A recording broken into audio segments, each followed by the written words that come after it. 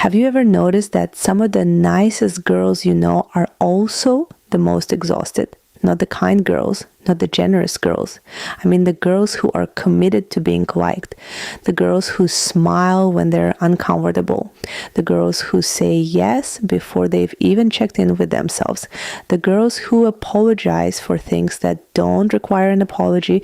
The girls who are so busy making everyone else comfortable that they haven't felt comfortable in their own lives for years. And I know that's a little controversial because we've been taught that being nice is some kind of moral achievement. But if we're being honest, a lot of niceness isn't kindness at all. It's fear. Fear of rejection, fear of conflict, fear of disappointing people. And fear is a terrible life coach.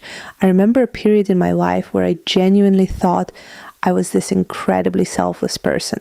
I was available for everyone. I was understanding. I was accommodating. I was easygoing. I was the girl who could see everyone's side, which sounds lovely in theory, except I was quietly resentful all the time. Because every time I abandoned myself to keep the peace, I was adding another brick to a wall of resentment that nobody else could see. That's the part nobody talks about. The nice girl is often angry, not because she's mean, because she's overextended. She's carrying emotional responsibilities nobody assigned her. She's managing everyone's feelings, anticipating everyone's reactions, editing herself constantly. And then one day, she wonders why she's so tired. Well, because she's been performing emotional labor for an entire cast of people who never asked her to audition. The happiest women I know are not the nicest women. They're kind. There is a difference. Kind women tell the truth.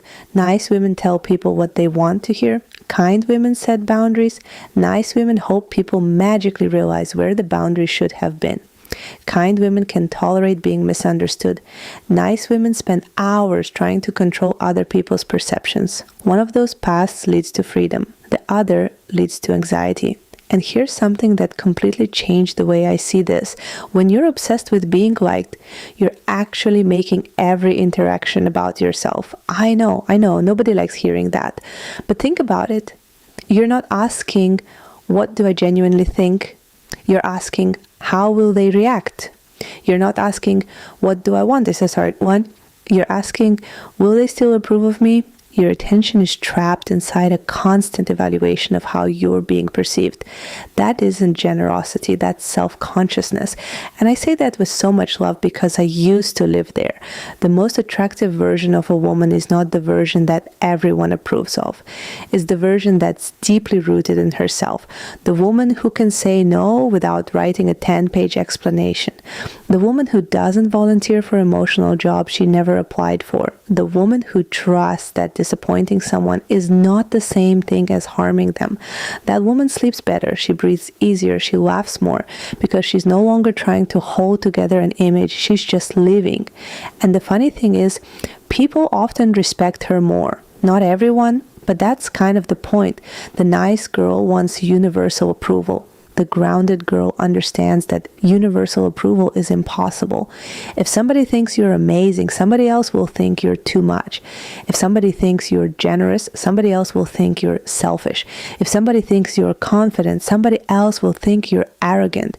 So why build your life around opinions that can't even agree with each other?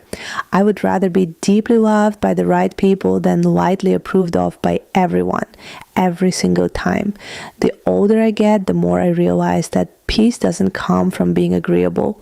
It comes from being honest. Not brutally honest, not performatively honest, just quietly honest.